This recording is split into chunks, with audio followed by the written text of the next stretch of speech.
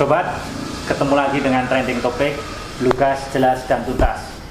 Kita masih dengan Bapak Yusman di studio patung beliau di Kasihan, Bantul.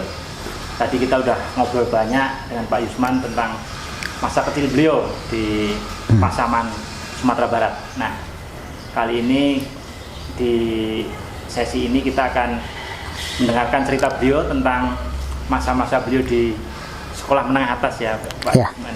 Monggo Pak. Ya, begini.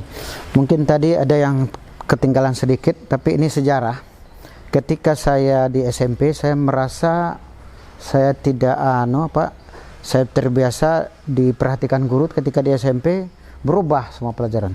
Tapi di akhir-akhir kelas 2 dan kelas 3 itu banyak olahraga, dan saya salah satu adalah ketua pramuka, dan saya juara loncat jauh Kabupaten Pasaman. Ya, juara 2 bulu tangkis Kabupaten Pasaman. Jadi penghibur saya itu, dan saya ketua pramuka, dan saya juga terpilih untuk ke Cibubur. Nah, akhirnya karena saya kelas 3 mau nyambung ke Sisri, saya tidak jadi mengikut ke Cibubur. Saya mendaftar ke Sisri. Dari Sisri itu saya juga milih lukis. Ketika milih lukis, ada 5 jurusan kriya, patung, reklame waktu itu, dekorasi, dan kriya kayu kalau tidak salah.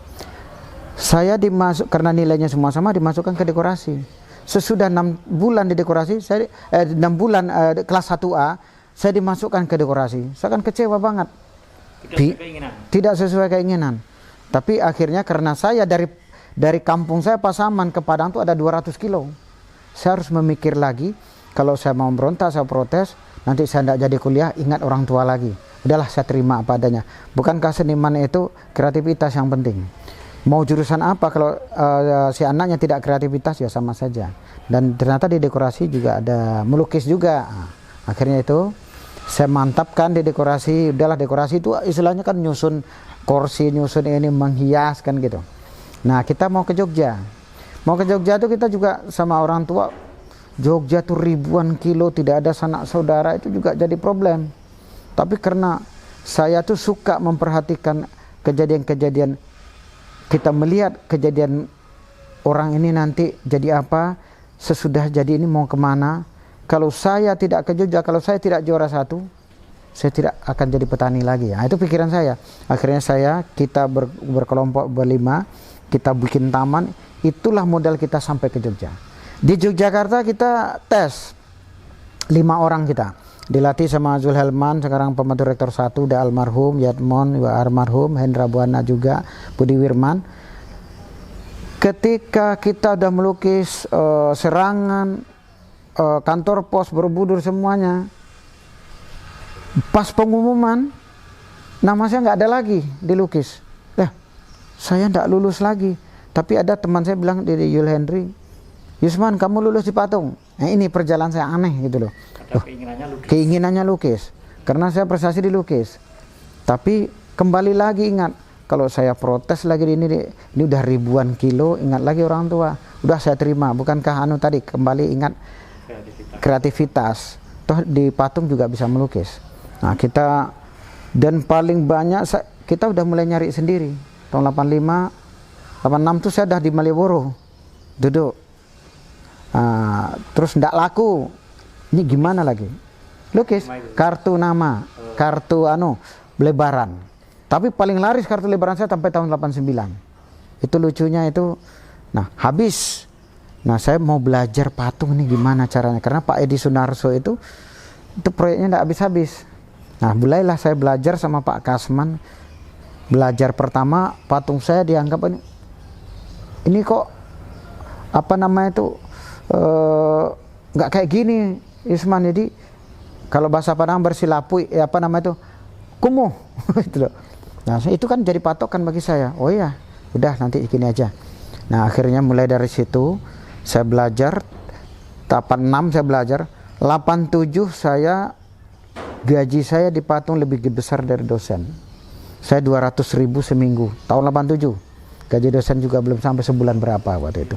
Nah, akhirnya situ saya buat karya, saya mantapkan diri saya di patung, saya tidak akan pindah lagi. karya saya tahun 88 87 tak pamerkan tahun 90 itu jadi karya terbaik isi. Di situ saya ulang lagi, saya tidak akan pindah lagi, mungkin inilah jurusan saya. Nah, sementara yang namanya kita sama besar, cemooh dari teman-teman yang jurusan patung di situ, saya dari sini kan dari nol. Nah, mereka patungnya kayak gini-gini. Nah, ini saya belajar sendiri. 3 tahun saya tidur di kampus, mereka tidak tahu. Nanti kamu semester 8, semester 9, nilai kamu tidak ada apa-apanya sama saya. Itu dalam hati saya ucapkan, bukan tak ucapkan ke dia. Itu kejadian ketika saya, dari semua orang patung itu, saya cuma dapat karya terbaik. Mereka yang jurus patung nggak ada. Nah ini yang harus saya tanamkan di diri saya. Kalau kita berbuat sesuatu tidak perlu orang tahu. Saya tidur di kampus 3 tahun. Akhirnya semua karya saya perdalam. Realis ini dulu pertama tak buat, bisa sebesar ini kepalanya. Padahal segini. Ini kok tak tambah gini gede, ditambah gini. Akhirnya gede gitu. Tak surung, tak tumbang lagi, tak bikin dari baru lagi. Itu. Ini apa yang dibikin? Nah, akhirnya sekarang saya bilang tahun 94 saya mau nyari untuk TA, nggak ada dana, saya ke Taman Mini, saya ke Jakarta. Bagaimana supaya, karena kita dulu 2, skripsi dan TA. Saya tahun 89 udah selesai TA skripsinya. Nah ketika saya TA tahun 92 tidak jadi, karena syarat untuk menjadi sarjana itu udah lulus 144. Saya udah lulus 147. Ada itu di situ. Lebih. Berarti saya udah lulus. Tapi saya tanya ke dosen, kalau saya ikut TA, gimana Pak nilainya? Skripsi saya udah dapat B. Ya kalau nanti kamu, kalau dapat A itu kan berat sekali. Mulai dari bentuknya patung sampai bahan kan dihitung. Kalau dapat B, yang satu yang dipakai. Wah, rugi dong saya. Enggak, kamu untung, punya karya. Tapi kan saya mengeluarkan dana 2 juta. 2 juta tahun 94 itu mahal sekali ya menurut untuk kita nyari sendiri. Iya. Nah akhirnya udah, saya kan udah lulus. Ya sudah, Pak Sudarisman ya orangnya masih ada. Ya sudah, saya tinggal wisuda aja kan lebih enak. Saya semua udah. Nah ini patung saya yang itu semua tuh udah di ACC sama dosen. Sudah oke, tinggal nyetak. Nah tapi saya udah dinyatakan lulus, itu tetap saya cetak jadi karya saya. Itu ada yang karya terbaik juga, salah satu di antara yang itu. Nah akhirnya saya sebetulnya semuanya itu tekad kita. Realis ini saya dianggap tidak bisa. Nah akhirnya saya pelajari sendiri. Kerjaan untuk 3 orang tak kerjaan sendiri selama 6 bulan itu pernah terjadi. Karena pingin saya menguasai patung ini. Jadi mulai dari mahasiswa, kita skripsi, habis skripsi saya angkatan darat. 5 orang sebelum saya sudah skripsi di situ. Tapi saya yang ke-6, saya lengket di angkatan darat. Karena saya bisa bergaul, saya bisa mengasih ini. Pak, nanti kalau ada pembuatan patung, ini karya saya. Boneka saya diisi itu nilainya A. Jadi dari 60 orang waktu itu, 4 orang yang dipilih itu nilai-nilai A itu, nanti yang 10-10 yang sisanya masuk. Yang tak bikin pertama sekali itu idola saya Haji Agus Salim. Itu dianggap paling mirip. Cuman sayang fotonya nggak ada. Fotonya yang tinggal, patungnya habis. Itu boneka seperti Soekarno itu, tak pasang rambutnya sendiri. Nah itu mulai situ, tiba-tiba ini kita udah selesai. Ada informasi dari museum, Isman kamu sanggup? Oh sanggup.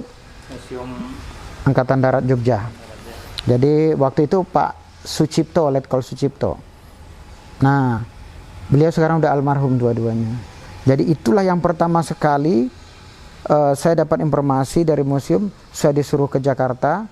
Saya disuruh terangkan ke Jakarta, tapi belum saya menerangkan, saya sudah dipanggil ke ujung pandang, ditunggu 5 jenderal.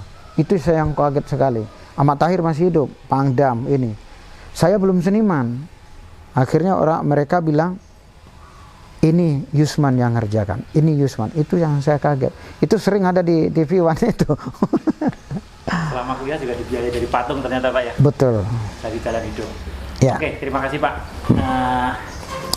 Kita akan break dulu, Sobat Trending Topic.